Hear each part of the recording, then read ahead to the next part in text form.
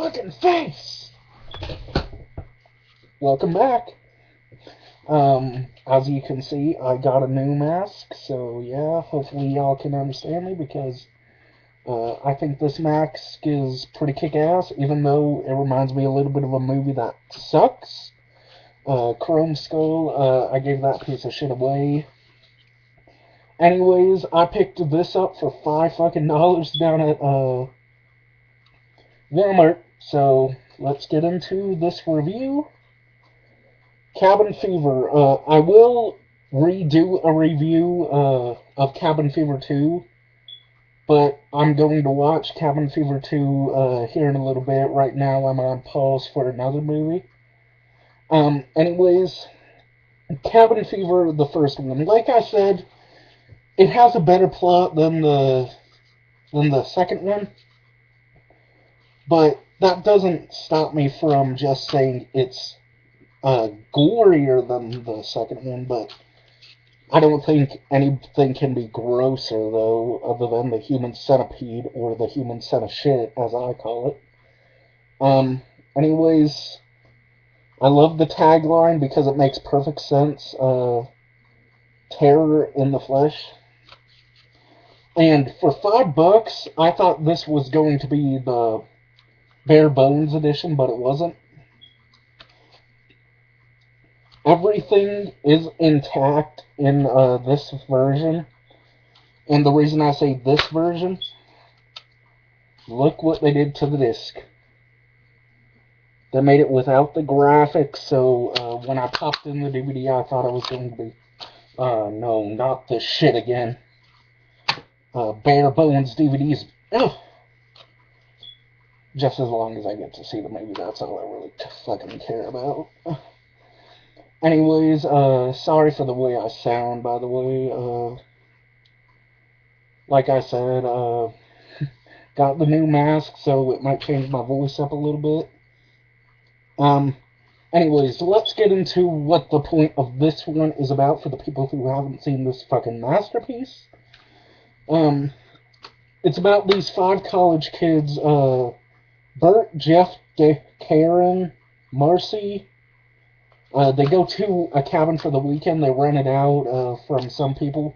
You never get to see who they rented it out from. So that kind of sucks. But not really.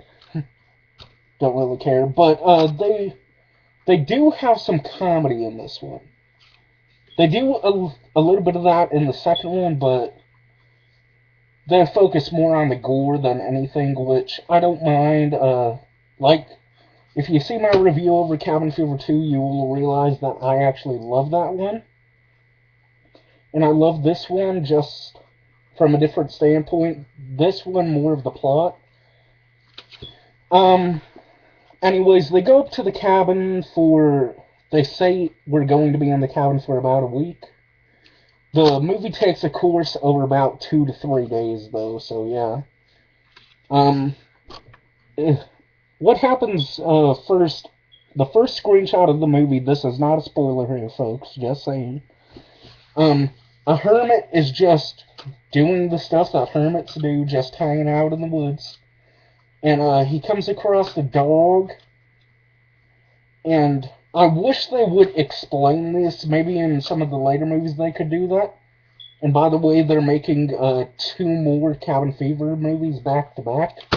So that sounds interesting. Anyways, he ends up finding a dead dog. He thinks it's still alive and he's poking at it. And then you see the shot where he just opens up the damn dog. You don't see any parts of the dog, thankfully, because I'm not really into animal cruelty. So he opens up the damn thing, and he gets squirted with blood, and then it moves on to our 5 main characters. Now the hermit shows up again, and we discover that the blood that squirted on him was the infection that we all know and love, for those who happen to like this movie. The flesh-eating disease of cabin fever. I call it the cabin fever disease because that's It's the first movie I ever saw to feature flesh-eating viruses. Anyways, what happens next? We've got Paul, played very, very well by Ryder Strong. Sorry, how can I forget his fucking name? Sorry about my potty mouth. He's in love with Jordan Ladd's character, Karen. And like love stories in a horror movie, they don't last very long. What ends up happening is they end up finding, well, the hermit ends up finding them, Bert, who's played in a very funny way by James DeBello. He's pretty funny in this film. He ends up shooting squirrels and everything and accidentally shoots the hermit. And what happens is he feels so bad he's going to try to find a doctor for him. But then the hermit keeps on coming towards him like, help me, help me, help me. So what he does is he shoots with a BB gun, just scares him off, and later on during the night we get introduced to another character. Not a main character, not a big character, but a character you'd like to get to know a little bit more, by the name of Justin, aka Grim, and he's played by none other than Eli Roth. And if you remember from another movie, this one came out sometime later, 2001 Maniacs has the character of Justin. But it's kind of like prequelizing Justin before he gets into Cabin Fever. So yeah, I thought that was pretty cool. Anyways, what ends up happening... Sorry, I'm all over the place and everything. They end up... The hermit pretty much crashes what they're doing. They're just camping out, minding their own business. Doing everything they can to have a little fun. But anyways, what happens next? The hermit ends up knocking on the door when they're just hanging out in the cabin. And how he can be knocking with the way his hand's looking and everything, it's looking all disgusting, and I'm like, well, I don't want to touch that. So what happens is they open up the door, of course, and he's just looking like shit. His mouth looks like it's about to be ripped off by something. You can see a little bit of bone and some flesh falling off of his face a little bit. And it looks like his mouth is boiling a little bit, like boils are coming off of it and everything.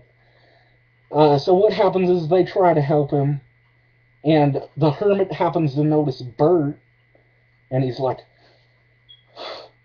you shot me. And I thought that was pretty cool because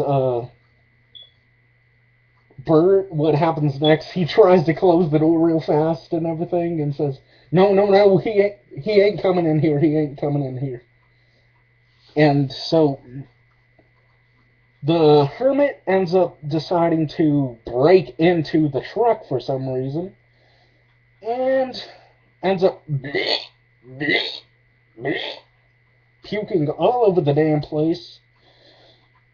And what happens is Joey Kern, the dude who plays Jeff, he is the asshole of this story. And what ends up happening is he ends up getting the goddamn gun.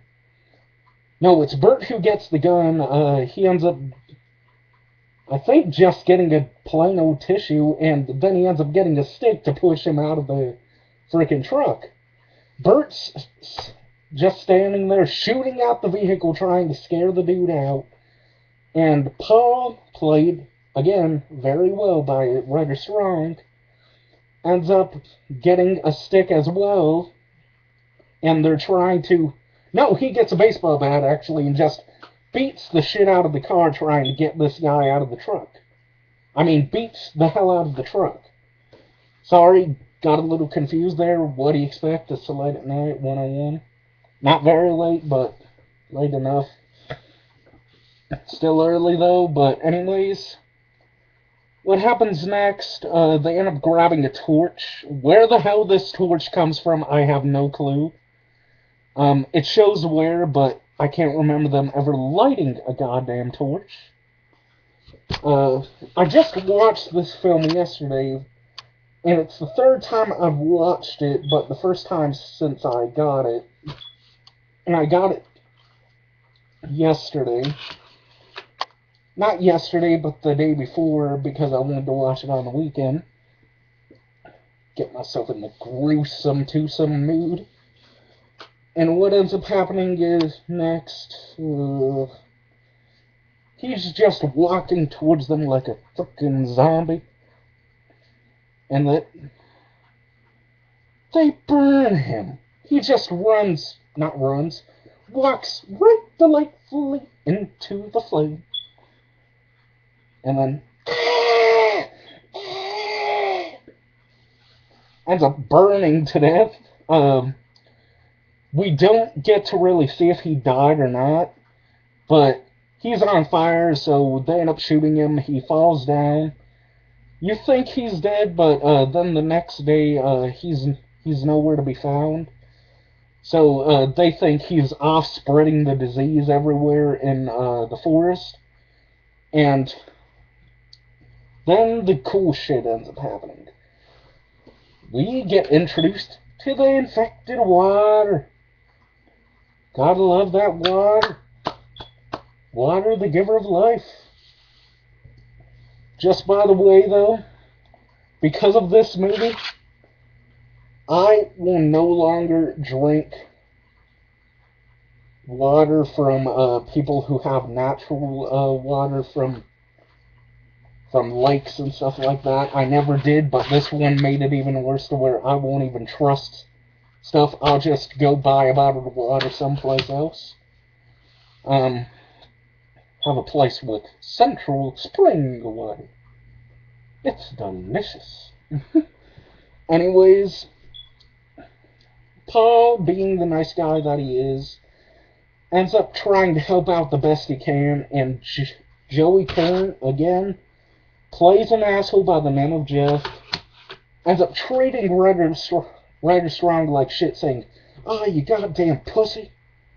I think that's what he says to him, and there is really, really good character development between the characters in this as well, most noticeably Ryder Strong. He starts off as this nice guy. He reminds me a little bit of myself, in a way, because I happen to be really nice until you piss me off. So what ends up happening is he's doing what he can. He ends up helping out Karen because she ends up getting a little sick. She's really disturbed by what happened. And he offers her some of the water from the cabin. And what ends up happening is she starts to develop even the flu. She ends up coughing a lot. She decides to go take a nap, but she invites Paul to come in with her. And what ends up happening? Ladies, you might be laughing at this. Guys, you might be saying, "Ugh, what the fuck, man? Why you're watching this piece of shit?" But it's my movie. I can do whatever I want with it. And I'll watch it as many times as I want because I don't give a fuck what other people think. I thought the movie was great. I don't see a whole lot of flesh-eating genre movies out there, so this is an A+ in my opinion. I'll get to the ranking a little bit later. But anyways, I gotta describe the story to you because I want you to know what you're gonna be in for. I'm not gonna spoil the movie. I'm just gonna come out and plain say that this movie will gross you the hell out. But not as much as the second one. We'll get to that one later. Anyways, what ends up happening is the disease ends up getting rampant, ends up spreading from person to person, except for Jeff and Paul.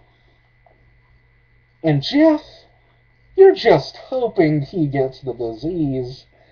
But him and Bert made a bet. Not to drink any water the entire trip, just drink beer. And one of them ends up losing, and I won't say who. Almost said who there. But anyways, the person who ends up losing drinks the water, and Paul ends up saying, "Dude, you just lost a bet." And then they're like, "Damn." And then Joey Kern's character, Jeff, here's the one thing I did like. I thought it was pretty funny. He's a germaphobe a little bit, and he always takes a tissue around and he goes like, I ain't touching it. And he says one of the funniest lines out of the entire film. "Oh, you two fuckers, and I'm touching her, and you're gonna get sick. I don't want any of us getting sick. Ugh." And he ends up taking all the beer and everything and ends up running into the woods. And I thought that was pretty funny, and I just gotta say it one more time. I ain't getting sick. I don't want any of us getting sick. So, yeah, you got some comedy in here. You got gore, you got blood, you got guts. In a really, really, really different form.